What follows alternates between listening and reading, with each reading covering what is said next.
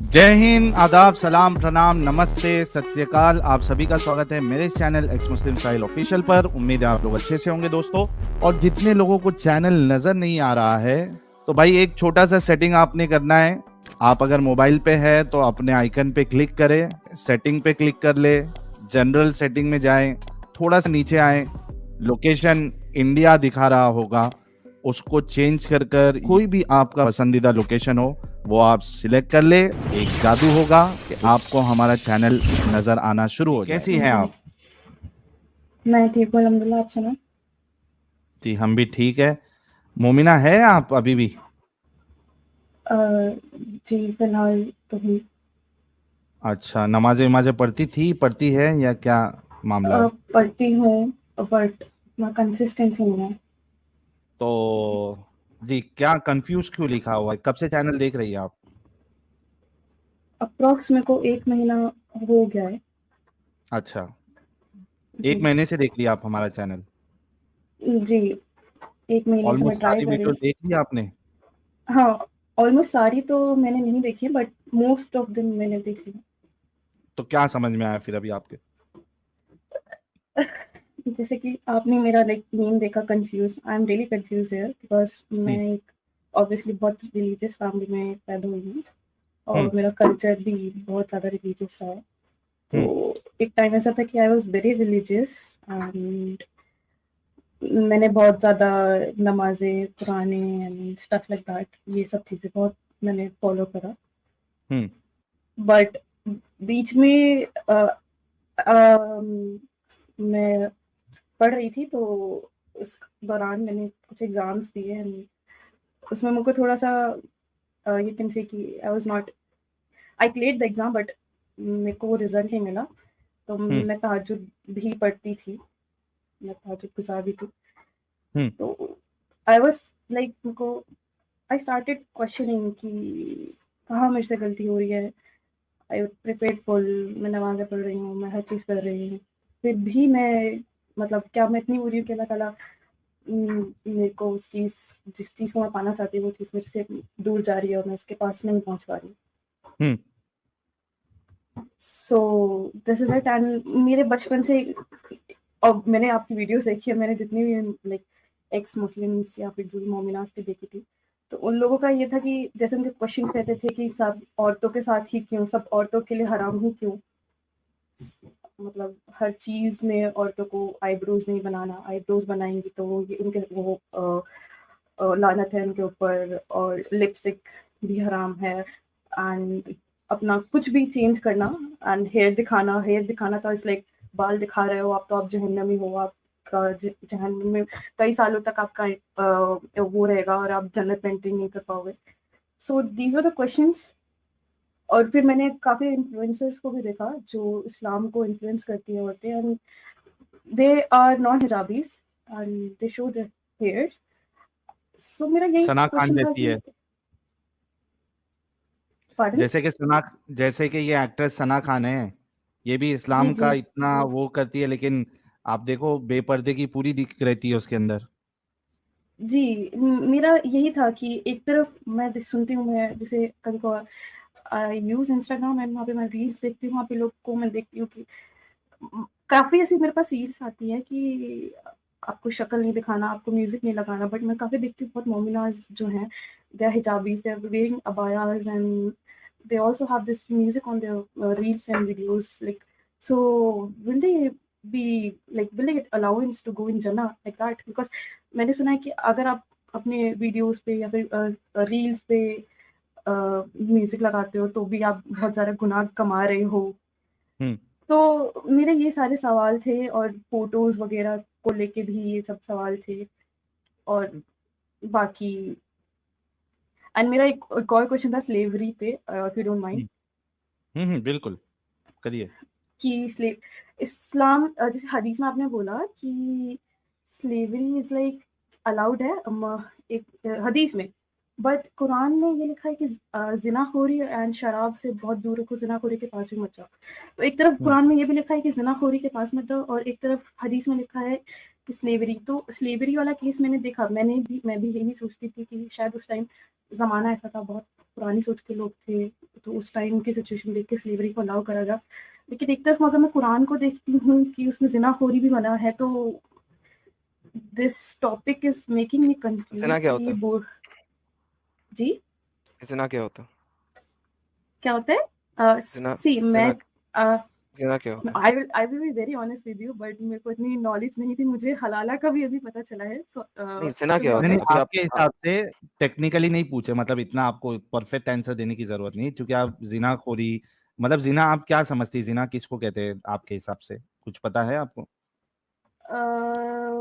zina is like the sexual intercourse and all this and that, out of marriage. वो तो शादी में भी out of करते हो। marriage, हाँ, नहीं, वो तो pre-marital शादी में भी affair करते हो। and marital affair.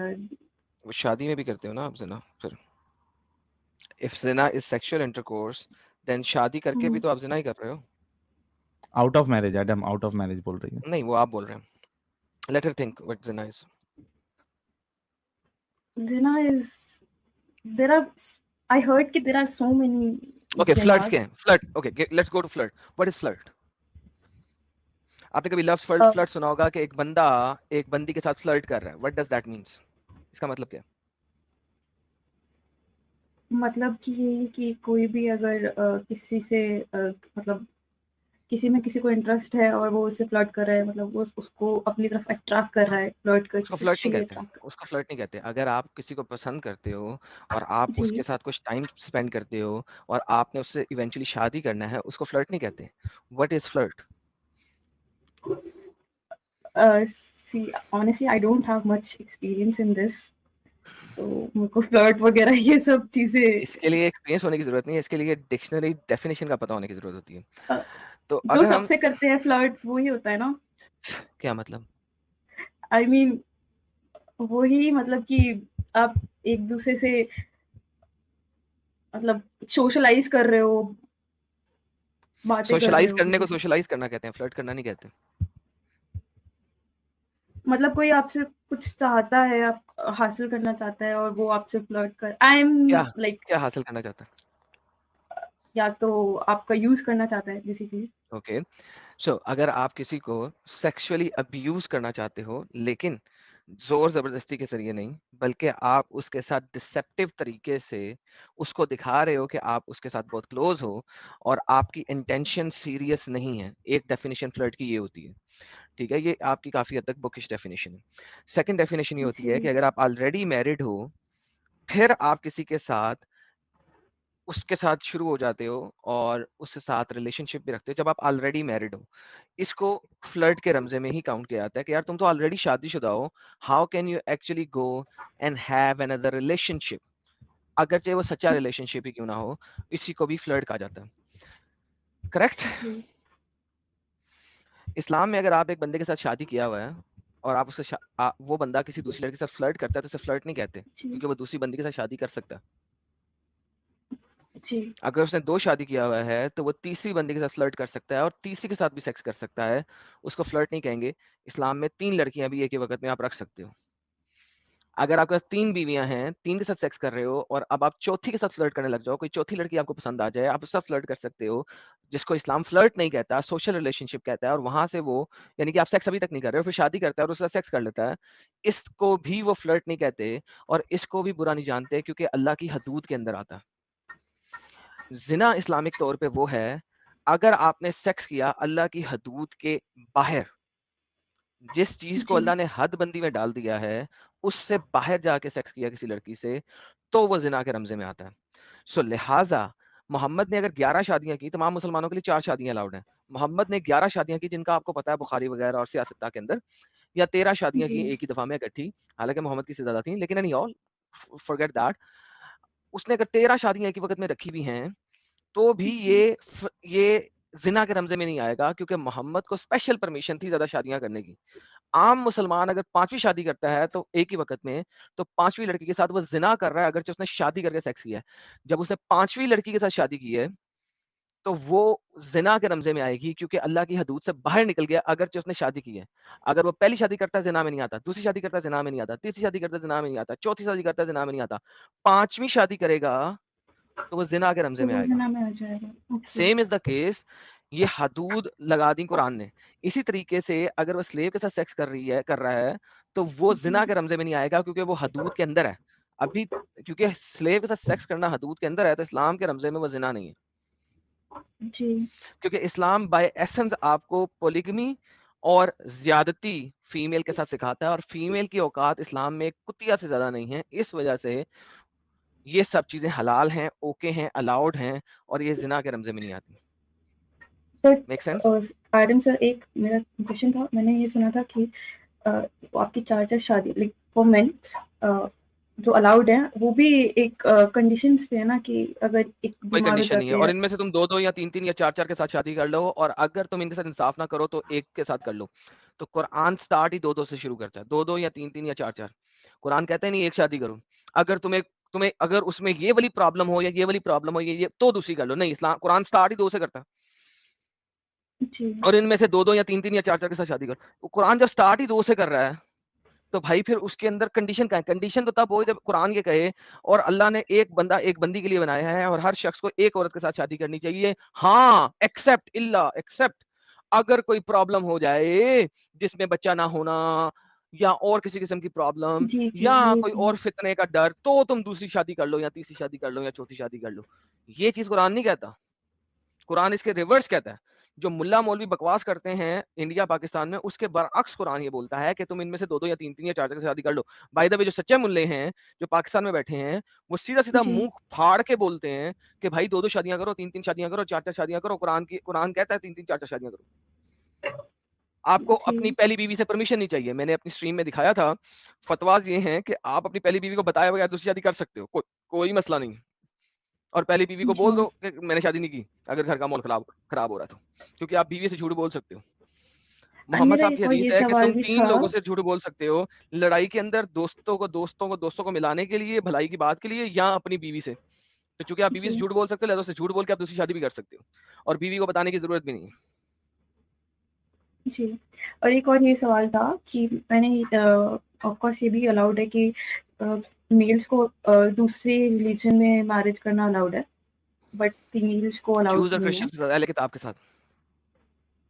जी, जी, उनके साथ, but still they are not of the same religion ना, बिकॉज तो बिकॉज उनको क्यों? बेसिकली डंडा है ना, इस्लाम में मर्द का डंडा है, औरत ने तो पैर की जूती की तरह रहना है। तो लिहाजा चूंकि मर्द का डंडा है, तो अगर से तुम कर लोगे, बच्चे तुमने इस्लाम के मुताबिक ही पालने हैं, तो इवेंचुअली वो भी मुसलमान ही हो जाएगी ना, चाहे कुछ भी कर लो। इवेंचुअली तो तुमने उसे मुसलमान कर ही लेना है, तुम्हारे घर में आ जाएगी, तुम्हारे तरीके से रहेगी, बच्चे तुम्हारे तरीके से रहेंगे, तो वो भी कुत्ती रोती खोती इस्लाम कबूल कर ही लेगी। ये जागिरून जी, करने का दूसरा तरीका है। इसीलिए आप लड़की ला सकते हो, लड़की दे नहीं सकते। जी, तो मेरा यही सवाल था, और मैं अभी बहुत ज़्यादा कन्फ्यूजन में हूँ, काफ़ी देर से जब से मैं साहिल सर और के वीडियोज़ कंफ्यूजन क्या है? वगैरह देख रही हूँ। कन्फ्यूजन यही है कि मैं खुद ही एक डिलेमा में चली गई हूँ कि मुझे समझ में नहीं आ रहा कि मेरे को करना क्या है अब, जिस पे डिलेमा मैं से इतना साहिल भाई ट्रस्ट। निकालेंगे, कोई इस्लामिक सवाल हो तो मुझे बताइए। साहिल भाई डिलेमा से जी, निकालें। See I am very nervous right now, तो मेरे को समझ नहीं आ रहा है कि मैं सवाल क्या करूँ, तो please don't mind. Next time आए तो पेपर पे सवाल लिख लें, जो जो इस्लामिक क्वेश्चन है, तो आके कर लें, आपको जवाब दे देंगे। जी, लेकिन मैं बात यह है कि नेक्स्ट टाइम इस्लाम को आप जरूर कहीं से भी आऊंगी। पकड़ेंगी ना, आपको गंदगी ही मिलेगी, जी, नो मैटर कहाँ से आप पकड़ो। जी, वही आपको बचपन से ये सिखाया जाता है कि इस मतलब ये मत करो, वो मत करो, भाई से ऊँची बात मत करो, घर में लड़कियों को ऐसा रहना चाहिए, लड़कियों को वैसा रहना चाहिए। मुझे यही सवाल रहता था घर पे भी कि लड़कियों के ऊपर ही सारी बंदिशें क्यों हैं भाई? लड़कियाँ ही क्यों इतना वो हैं कि भाई ना क्योंकि लड़कियां उनको। लड़कियां जो है ना, वो खुद ही अभी आपको बताया, क्या बताया मैंने आपको, एक एक वेस्ट में जो कुतिया है ना, उसकी ज्यादा औकात है इस्लाम के अंदर एक लड़की की निस्बत। मेरी एक स्ट्रीम है, उसका नाम ही है women in Islam versus bitch in the west, जाके देख ऐसा लीजिएगा। मैंने आपकी वीडियोज़ नहीं देखी, बट मैंने साहिल सर की वीडियोज़ बस ये देखी है, वाली देख तो मैं। लीजिएगा आप, मेरे चैनल पे जी, जाइएगा और ये जी, वीडियो देख लीजिएगा, तो आपको पता लग जी, जाएगा। जी, बट ऐसे बोलते हैं देयर इज कि नो इस्लाम बट। में ओके फाइन। But हाँ, the क्या last बोलते question हैं? is, why are नहीं, you like very kind of a like? I mean, don't mind, but you are speaking very rudely. क्या, sorry? I mean तो आपको बात करने का अंदाज शायद I am sorry, I don't know. Rude है, स्ट्रेट है, क्या कहना हाँ चाहती है? जो हाँ, कहना चाहती है यू बोल यू दो। Very straight forward. या वो दैट्स हाउ इट किसी को इज। रूडनेस लगता है तो इसमें अब उसकी तो गलती नहीं है ना मोमिना जी। हाँ सॉरी। जो देखिए, बट मैं तो हाँ, सीधी-सीधी बात करता हूँ ना, देखिए मेरा एक ही काम है, देखिए कुरान, हदीस से जो बात साबित होती है, या तो उससे आप मुझे साबित कर दें कि मैं गलत हूँ। और अगर नहीं साबित कर सकते देखिए तो मेरे सब साथ मैं जलेबी यहाँ नहीं पे बनाएं। साबित कर नहीं, आपसे बात नहीं मैं कर रहा, यहाँ मैं पे लोगों की साबित, बात कर रहा हूँ जिनके हाँ साथ आपको लगता है कि मैं रूड हूँ। आपके साथ मैं रूड हुआ? नहीं नहीं, बट जैसे बहुत लोग, आप थोड़े जज्बाती हो जाते हैं शायद। नहीं, जज़्बाती नहीं हो जाता, मुझे जलेबी बनाने से नफ़रत है। लोग आते हैं और वो जलेबी बनाते हैं, फिर बनाते हैं, हाँ फिर बनाते वो हैं। तो एक मैंने आध दफ़ा देखा मैं था। खा लेता हूँ, लेकिन अब ज़्यादा खाऊँगा तो शुगर हो जाएगी ना। तो इस वजह से एक आध दफ़ा मैं खा लेता हूँ, फिर मैं कहता हूँ भाई ये आपने बात रिपीट की है अब, मत रिपीट करें। सर्कल में एक ही बात को रिपीट करने का कोई फ़ायदा नहीं है। कोई अगला पॉइंट प्रेज़ेंट करें ताकि मैं आपसे बात कर लूँ। दैट्स इट, उसके अलावा कुछ नहीं है मेरा। भाई मुझे मुझे आपसे कहानियाँ नहीं सुननी है। कहानियाँ हमने मौलवियों से इतनी बचपन में सुनी है जिसकी इंतहा कोई नहीं। बैठे हुए हैं, पैरों में दर्द होना शुरू हो गई है, गिट्टों में दर्द होना शुरू हो गई है ज़मीन पे बैठ-बैठ के। हम कहानियाँ सुन रहे हैं मौलवियों की। सुन चुके हैं, वो टाइम गुज़र गया। अब मुद्दे पे बात करें। That's the point. कभी आपने चटाई के ऊपर जो कि वो दरख़्त की उससे बनती है, उसके उसके ऊपर बैठी हैं आप कभी? पैर नंगे पैर? आपको पता लगे कि कितने पैर दुखते हैं, चाहे आप आलती-पालती मार के बैठे हैं, चाहे आप दो ज़ानों होके बैठे हैं, आपके पैर दुखने शुरू जी हो जाते हैं। 5 जी मिनट में पैर दुखने शुरू हो जाते हैं। उस पे बैठ के जो है ना पाँव में आपकी खरींद बन जाती है, जो कि वो सख्त किस्म की वो मांस है, वो बन जाती है। आप इस तरीके से आपने बैठ-बैठ के सारे टाइम गुज़ारे और इनकी कहानियाँ सुनी हो ना, तो फिर अब जब आपको असल हकीकत का पता लग गया है ना, फिर उसके बाद आपका दिल नहीं करता कि इनकी कहानियाँ सुनें। सीधे मुद्दे पे आओ, बात करो यार, मुझे अपनी कहानी नहीं सुनाओ। जी, तो थैंक यू मोमिना सो जी, मच। अभी आपका जो कंफ्यूजन है हमने दूर किया है, तो क्या विचार है फिर अभी आपका? एकदम से तो I can't leave this religion for sure, ठीक है, बिकॉज टेक योर टाइम। मेरे घर में, मैं अपने मेरे घर में मेरी मम्मी पापा थे आर वेरी रिलीजियस। तो मैं actually I live in hostel. तो नहीं नहीं, आपको पर्सनल डिटेल देने की जरूरत नहीं है। जी जी, तो हाँ ठीक है, मेरे को भी वो फॉलो करना पड़ेगा, बट हाँ ठीक टेक है, योर अभी टाइम। जैसे आपने बोला कि इंडिपेंडेंट होना जरूरी है, हम्म। बस I will focus on that. जी जी बिल्कुल, फोकस ऑन योर करियर। ठीक है, जी इंडिपेंडेंट बनिए, फाइनेंशियली स्ट्रांग बनिए, and maybe then you can take your decision. हाँ, इतना है कि जो गलत है एटलीस्ट अगर आप उसको गलत बोल रही हैं, गलत मान रही हैं, अगरचे आप अपने घर वालों को अभी आप नहीं बता सकती, नहीं बता रही हैं, दैट इज एब्सोल्युटली फाइन। लेकिन एटलीस्ट जो गलत है उसको अगर आप गलत समझ रही है देन दैट इज गुड। मुझे एक चीज समझ में नहीं आती, जब लोगों को पता है कि ये चीज गलत है, और ऐसे है नहीं कि भाई औरतें एजुकेटेड नहीं है, उनको उर्दू नहीं पढ़नी आती, उनको ट्रांसलेशन नहीं आती, उनको ट्रांसलेशन आने के बावजूद भी why they are like blindly following this religion. हाँ ना, तो वो दिस दिमागी अपंगता होती है ना। अभी आपने इतना देखा होगा, समझने के बाद एक भी। एक दीदी आई थी ना अभी थोड़ी देर पहले, एनएस नाम की, देख रही थी ना कैसी कैसी बातें कर रही थी, गंदी गंदी बातें, जी है ना। तो वो दिमागी अपंगता होती है। तो जब वो निकल जाएगी तो वो इस्लाम से बाहर ही निकल जाते हैं, फिर वो टिकने का, उसमें रुकने का सेंस ही नहीं बनता है। समझिए आप। जी जी। और अभी भी किसी ने प्राइवेट चैट में एक नाइट राइडर ने बोला बेमोलाइजा कंफ्यूज है मोमिना, क्या मतलब यहाँ पे लोग या very. Forget that, forget everyone. You work on your part and forget everyone else. So go, thank you so much. वापस जाओ, और कोई और सवाल हो तो लेके आना, तो will talk. By the way, मेरे चैनल पे बिच इन द वेस्ट सर्च कीजिए, आपको मेरे की एक वीडियो जरूर नहीं नहीं, वॉच नोमैड करिएगा। नोमैड भाई ने लिंक भी शेयर कर दिया है। जब आप यहाँ अच्छा, से, हाँ, तो मोमिना जी, जब आप यहाँ से स्ट्रीम छोड़ के जब आप यूट्यूब से देखेंगी, आपको लिंक मिल जाएगा, वो स्ट्रीम जरूर देखना एडम साहब की, और एडम साहब के चैनल को आप सब्सक्राइब भी कर लिए, देखिए लिंक भी आ गया है। नोमैड भाई एकदम एक्टिव जी रहते हैं लिंक शेयर करने में, फटक से जो हम बोलते हैं वो फटक से शेयर कर देते हैं। बेहतरीन। Thank you so much. ठीक है Momina ji, take take care and be strong, और हमारा चैनल और वीडियो देखते रहिए आप। ठीक है। हाँ, कुतिया इन द बाय वेस्ट बाय। वर्सेस कुतिया इन इस्लाम, सॉरी ये टाइटल है उसका, कुतिया इन द वेस्ट वर्सेस कुतिया इन इस्लाम।